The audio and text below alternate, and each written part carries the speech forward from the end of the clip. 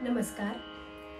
शास्त्रीय संगीतातील अथांग सागरात एक छोटीशी पण मनापासून उडी घेत आहे आणि त्याला तुम्ही प्रतिसादही उत्तम देत आहात. आजपासून माझ्या YouTube चॅनलवर भारतीय शास्त्रीय संगीतातील विविध रागांची ओळख, त्यांचे स्वरूप, त्यामधील भाव आणि त्याचं सौंदर्य सादर करणार आहोत. संगीत ही केवळ कला नाही तर ती एक साधना आहे, आत्म्याला स्पर्श, एक अनुभूती. या प्रवासात मी केवळ गात नाही तर शिकतही आहे आणि तुम्हा सर्वांच्या सहवासात हे संगीत अधिकच खुलत जाईल असा मला विश्वास आहे. आपल्या प्रेमाची प्रतिक्रिया आणि मार्गदर्शनाची सदैव अपेक्षा आहे. चला तर मग स्वरांची ही सफर एकत्र सुरू करूयात. आज मी तुम्हाला भूप रागाची ओळख करून देणार आहे.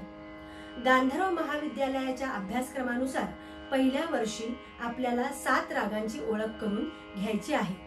त्यामध्ये मी तुम्हाला या रागांची बंदिश, लक्षणगीत आणि सरगमगीत शिकवणार आहे. प्रारंभिक असं या पहिल्या परीक्षेचं नाव असणार आहे. अर्थात ज्यांना परीक्षा द्यायच्या असतील त्यांच्यासाठीच.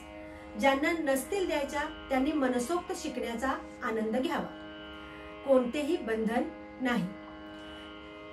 मी जे गाईन ते तुम्ही तुमच्या वहीमध्ये लिहून घ्या, म्हणजे व्हिडिओ सोबत रियाजही करता येईल.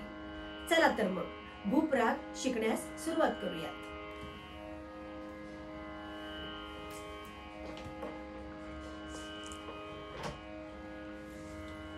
राग भूप, त्याला भूपाली असंही म्हटलं जातं. तर सुरुवातीला राग आणि रागाचं सर्व त्याचं वैशिष्ट्य हे मी तुम्हाला सांगणार आहे. राग भूप, वादीस्वर गंधार, म्हणजे आता हे 7 स्वर सारे ग म प ध नि असं हे म्हटलं जातं आपण शॉर्ट फॉर्म म्हणून, परंतु या स्वराला पूर्ण नाव आहे. सा म्हणजे षड्ज, रे म्हणजे ऋषभ, ग म्हणजे गंधार, म म्हणजे मध्यम, प म्हणजे पंचम, ध म्हणजे धैवत, नि म्हणजे निषाद, असे हे फुल फॉर्म नाव आहे. तर वादी गंधार आहे. गंधार म्हणजे ग.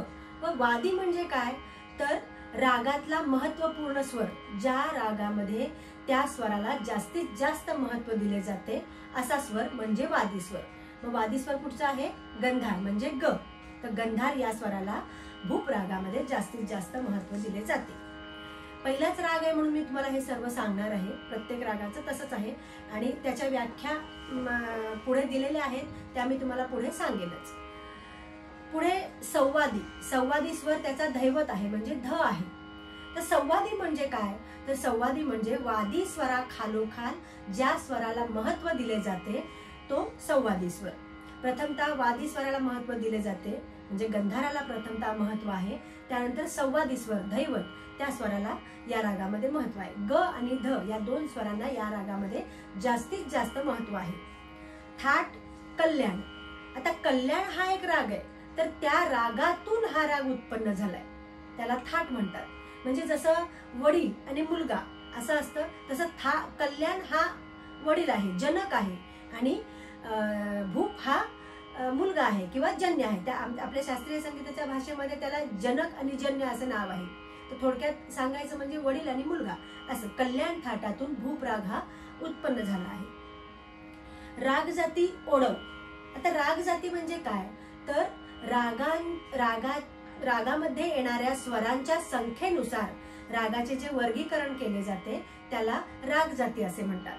मग आता भूप रागामध्ये ना 5च स्वर आलेले आहेत. सारे ग म प ध नि हे 7 स्वर आहेत, पण या रागामध्ये फक्त 5 स्वर आले आहेत, म्हणून त्याला ओढव जातीचा राग असं म्हटलंय. म्हणजे काय, ज्या रागामध्ये 5 स्वर येतात त्याला ओढव जातीचा राग असे म्हणतात. ज्या रागामध्ये 6 स्वर येतात त्याला शाढव जातीचा राग असे म्हणतात. ज्या रागामध्ये 7 स्वर येतात त्याला संपूर्ण जातीचा राग असे म्हणतात.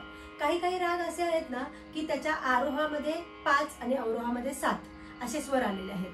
आरोहामध्ये 6, अवरोहामध्ये 7 असे स्वर आले आहेत. त्याला आरोहामध्ये ज्याला 6 आणि 7 स्वर आले त्याला शाढव संपूर्ण, आरोहामध्ये 5 आणि अवरोहामध्ये 7 आले त्याला ओढव संपूर्ण, अशी नावं पुढे आहेत काही रागामध्ये. त्यावेळी मी तुम्हाला समजावून सांगेनच. तर हा राग ओडव जातीचा राग आहे, म्हणजे 5च स्वरांचा राग आहे. म्हणजे मग 2 कोणते स्वर वर्ज्य आहेत, तर म आणि नी हे या रागामध्ये वर्ज्य आहेत. दोन्ही स्वर म आणि नी वर्ज्य आहेत. आता गाण्याची वेळ, आपण क्लासमुळे काय करतो, हे राग कोणत्याही वेळी गातो, पण प्रत्यक्षात त्या प्रत्येक रागाची गाण्याची वेळ ठरलेली आहे. त्या वेळेप्रमाणे जर ते राग गायले तर वेगळाच इफेक्ट पडतो. तर या रागाची गाण्याची वेळ आहे रात्रीचा पहिला प्रहर. रात्रीचा पहिला प्रहर कुठून सुरू होतो, तर संध्याकाळी 6 पासून रात्रीचा पहिला प्रहर, म्हणजे 3-3 तासाचा प्रहर केलेले आहेत. 4 प्रहर रात्रीचे, 4 प्रहर दिवसाचे. रात्री संध्याकाळी 6 ते 9 पहिला प्रहर, 9 ते 12 दुसरा प्रहर, 12 ते 3 तिसरा प्रहर आणि 3 ते सकाळी 6 चौथा प्रहर. तसंच दिवसाचे 4 प्रहर, सकाळी 6 ते 9 पहिला प्रहर, 9 ते 12 दुसरा प्रहर, 12 ते 3 तिसरा प्रहर, 3 ते 6 चौथा प्रहर. अशा पद्धतीने हे प्रहर आहेत. तर हा राग रात्रीच्या पहिल्या प्रहरी म्हणजे 6 ते 9 या वेळेत गायला जातो. आता या रागाचं वैशिष्ट्य हा पहिलाच राग आहे म्हणून मी तुम्हाला संपूर्ण त्या रागाची फोड करून, त्या संपूर्ण माहितीची फोड करून सांगत आहे. प्रत्येक रागाची सांगण्याची नंतर गरज भासणार नाही. तर वैशिष्ट्य, हा राग पूर्वांग प्रधान राग आहे. पूर्वांग प्रधान म्हणजे काय, तर सारे गम आणि पधनिसा असे 2 भाग केलेले आहेत. आता वादी स्वराला या रागामध्ये जास्तीत जास्त महत्व आहे की नाही, तर ज्या रागाचा वादी स्वर सारे गम किंवा पधनिसा या ग्रुपमध्ये येतो, तर त्यानुसार त्या रागाचं हे ठरवलं जातं. तर हा राग पूर्वांग प्रधान आहे. म्हणजे काय, या रागाचा वादी स्वर गंधार आहे, सारे गम या ग्रुपमध्ये हा आलेला आहे, म्हणून तो पूर्वांग प्रधान राग आहे. तर म्हणून तो त्या रागाचा जो विस्तार आहे तो आपल्याला काय करायचा आहे, मंद्र सप्तकात आणि मध्य सप्तकात जास्त करायचा आहे, कारण तो पूर्वांग प्रधान आहे. ताल सप्तकात पण त्याचा विस्तार खूप होतो, पण आपण आवर्जून मुद्दाम रागाचे नियम पाळून त्या रागाचा विस्तार करायचा आहे. तर मंद्र सप्तकात आणि मध्य सप्तकात या रागाचा जास्त विस्तार करायचा आहे. आणि त्यानंतर या रागाची प्रकृती गंभीर व शांत स्वरूपाची आहे, म्हणजे शांत आणि गंभीर स्वरूपाचा हा राग आहे. बाकी या रागातील सर्व स्वर शुद्ध आहेत, या रागातील. या रागाचा आलापाचा न्यास करताना, म्हणजे शेवट, एखादा आलाप आपण गायला आणि त्याचा शेवट करताना गंधार किंवा ऋषभावर थांबतात, ग किंवा रेवर थांबलं जातं. तर कसं ते थोडक्यात बघा.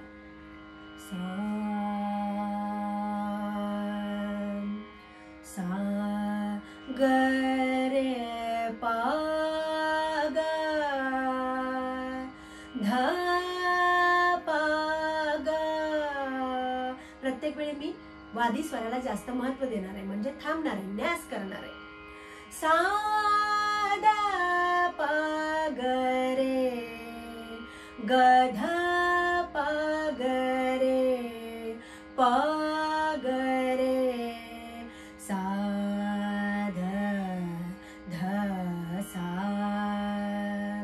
ग प ध प ग रे. अशा पद्धतीने ग किंवा रे वर आपल्याला न्यास करायचा आहे. ही झाली रागाची माहिती, वैशिष्ट्य. आता आपण आरोह अवरोह या रागाचे घेणार आहोत. तर आरोह म्हणजे काय, तर स्वरांचा चढता क्रम म्हणजे आरोह आणि स्वरांचा उतरता क्रम म्हणजे अवरोह असं. तर मी तुम्हाला आरोह गाऊन दाखवते. 5च स्वर या रागामध्ये आहेत, म नी वर्ज्य आहे, हे लक्षात ठेवायचंय. सा, तानपुऱ्यामध्ये आपला सा मिसळून घ्यायचा आहे, व्यवस्थित लावून घ्यायचं आणि मगच सुरुवात करायची आहे. सा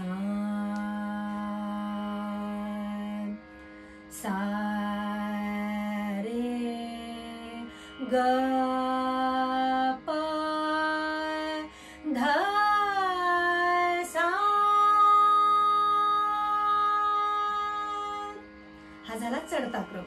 आता अवरोह. सा ध प ग रे सा. हा झाला उतरता क्रम. आता त्याची पकड किंवा मुख मुख्य अंग असं म्हटलं जातं. तर पकड म्हणजे काय, तर एखादा असा छोटासा स्वरसमूह की ज्यावरून राग चटकन ओळखता येतो त्याला पकड किंवा रागाचा मुख्य अंग असे म्हणतात. म्हणजे समजा मी तुम्हाला म्हटलं की मला भूप राग गाऊन दाखवा, तर तुम्हाला संपूर्ण भूप राग गायची आवश्यकता नाहीये. तर हा छोटासा कोणताही भूप रागातला स्वरसमूह गायचा आहे, जेणेकरून तुम्हाला समोरच्याला तो राग चटकन दिसेल असं. तर पकड बघा, सा रे ग प ग ध प ग. पकड म्हणजे मी काय म्हटलं, रागाचा मुख्य अंग. तर मुख्य अंग आहे म्हणून मी त्या वादी स्वराला जास्त महत्व दिले आहे आणि म्हणून प्रत्येक वेळी मी गंधारावर न्यास केलाय. परत एकदा आरोह अवरोह पकड ऐका. सा रे ग प ग ध प ग.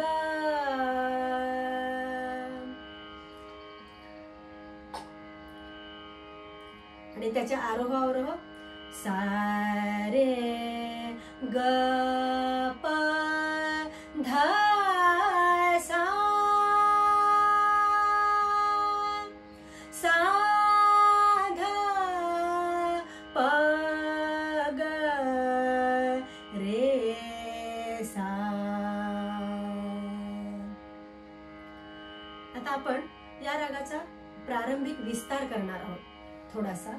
म्हणजे जरी या रागामध्ये 5च स्वर असले तरी या रागाचा विस्तार आपण किती कशा प्रकारे करू शकतो याचं थोडंसं उदाहरण. मी सर्वांना रिक्वेस्ट करीन की प्रत्येक रागाचा प्रारंभिक विस्तार हा खूप करा, जेणेकरून तो राग तुमच्या लक्षात राहील. त्या रागाचा स्वर कशा कशा पद्धतीने आपण वेगवेगळे व्हेरिएशन करू शकतो हे तुम्हाला कळेल आणि त्याच्यातून तुम्हाला तो राग कसा प्रेझेंट करायचा हे शक्य होईल.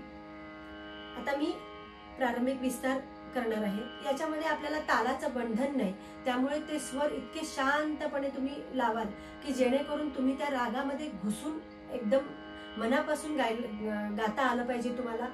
असं एकदम डोळे बंद करून शांतपणे ते स्वर लावायचे. तर बघा,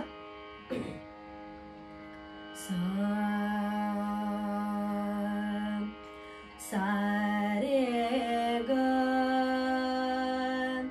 रे ग सा रे सा ध सा ग रे सा ग प ग ग प ध प ग रे सा ध प ध सा. हे मी मंद्र सप्तकातले स्वर म्हटले. ध प ध सा हे मंद्र सप्तकातले स्वर आहे. प ध सा रे ग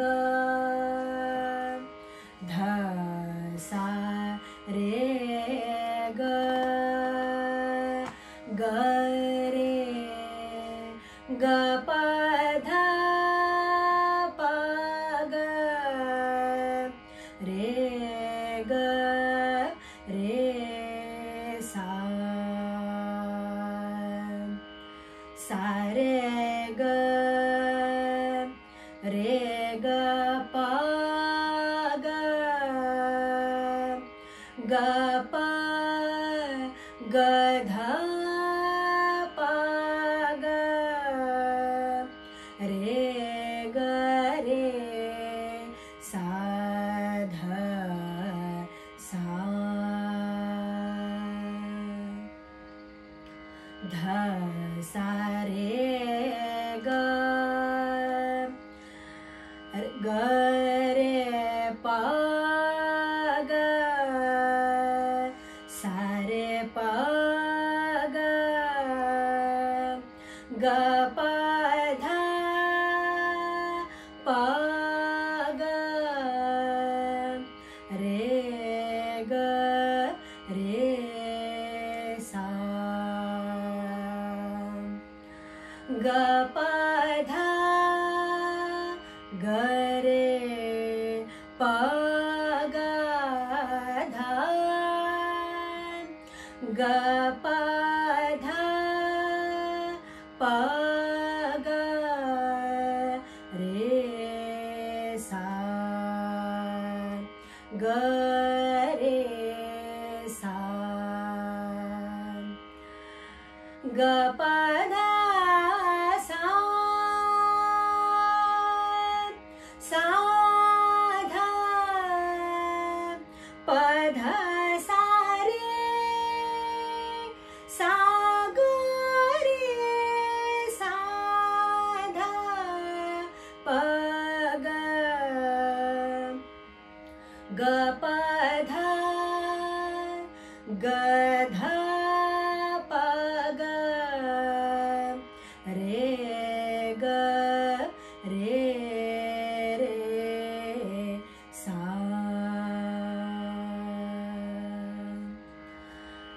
हा जो प्रारंभिक विस्तार आहे तो तुम्ही वारंवार करा, सारखा सारखा करा. जेव्हा जेव्हा रियाजाला बसाल तेव्हा तेव्हा करा.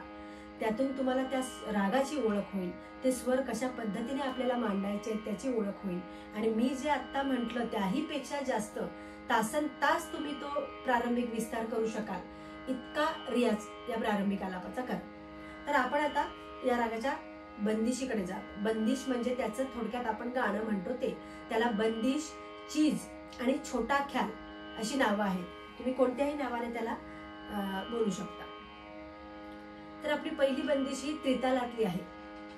त्रिताल हा 16 मात्रांचा भातखंडे पद्धतीनुसार, म्हणजे भातखंडे आणि पलुस्कर हे या नोटेशन पद्धतीचे फार मोठे लेखक आहेत.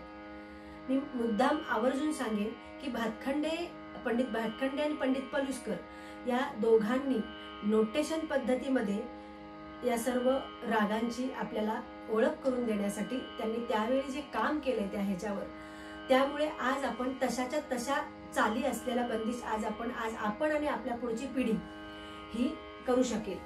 पूर्वी काय असायचं, गुरुकुल पद्धतीप्रमाणे शिकवलं जायचं. तर गुरुकुल पद्धतीप्रमाणे शिकवताना काय व्हायचं, गुरु कोणत्याही पद्धतीचं लिखाण देत नसत. गुरूंच्या घरी जाऊन आपल्याला वर्षानुवर्ष शिकावं लागायचं. गुरु जेव्हा शिकवतील तेव्हा शिकायचं. गुरु जितका वेळ शिकवतील तितकाच वेळ शिकायचं. उरलेल्या वेळात त्यांच्या घरातली कामं करायची. हे सगळं गुरुकुल पद्धतीमध्ये असायचं. आता तसं नाहीये.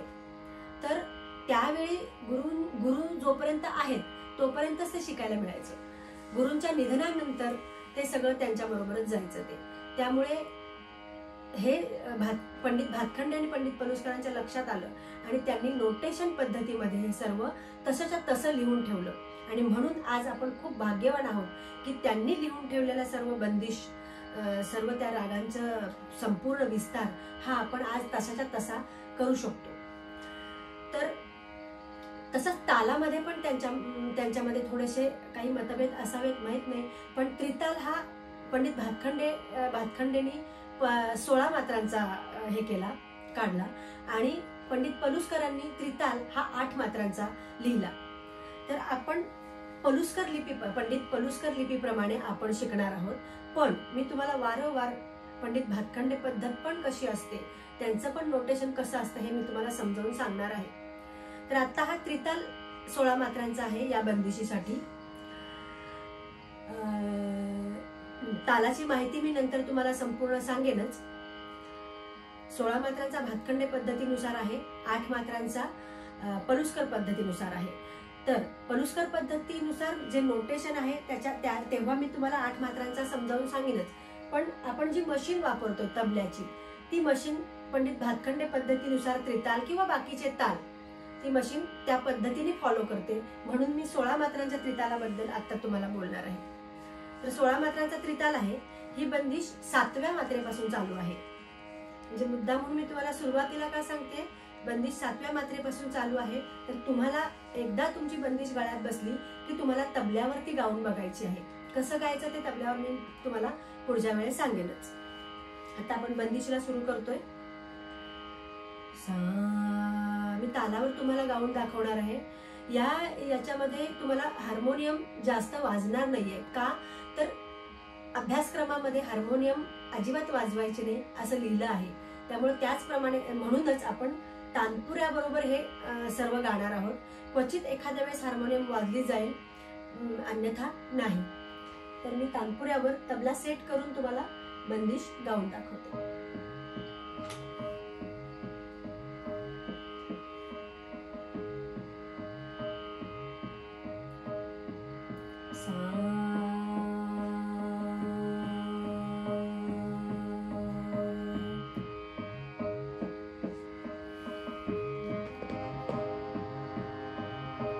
सखी मधुर मधुर मुरली बजाए, सखी मधुर मधुर मुरली बजाए, तन मन की सुध बिसुराई श्याम, तन मन की सुध बिसुराई श्याम, सखी मधुर मधुर मुरली बजाई, सखी मधुर मधुर मुरली बजाई, सखी आपन जे सब लोगन जावे, आपन जे सब लोगन जावे, मिले सखियन संग रास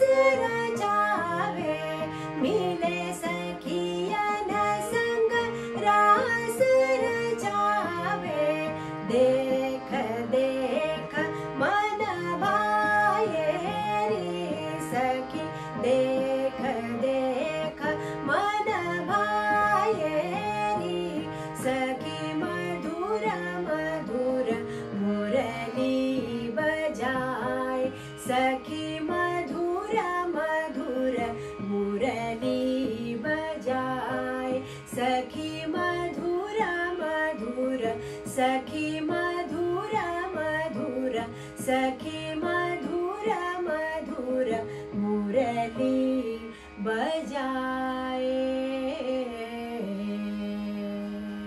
आता मी ही बंदिश तुम्हाला तालाप्रमाणे गाऊन दाखवली, परंतु अजून तुम्हाला जास्त समजून येण्यासाठी मी बिना हार्मोनियमची बंदिश तुम्हाला तालाबरोबर पुढच्या ह्याच्यामध्ये गाऊन दाखवेन. तर ही आत्ता बंदिश तुम्ही करा, लिहून घ्या. लिहून घेतल्यामुळे तुम्हाला रियाज करताना रेकॉर्ड ऐकता ऐकता तुम्हाला वाचता पण येईल आणि त्याप्रमाणे तुमचा जो राग आहे तो छानसा पक्का होईल. पुढच्या व्हिडिओमध्ये मी तुम्हाला ही बंदिश तालाबरोबर गाईन, पण हार्मोनियम अजिबात वाजवणार नाही. आणि दुसरी महत्त्वाची गोष्ट म्हणजे बंदिशमध्ये भाव ओतून त्या बंदिशीचा एकंदरीत सारांश ओळखून भाव ओतून कशी गायची हे मी पुढच्या व्हिडिओमध्ये नक्की तुम्हाला सांगेन. तोपर्यंत माझ्या व्हिडिओला लाईक, शेअर आणि सबस्क्राईब करायला विसरू नका. धन्यवाद.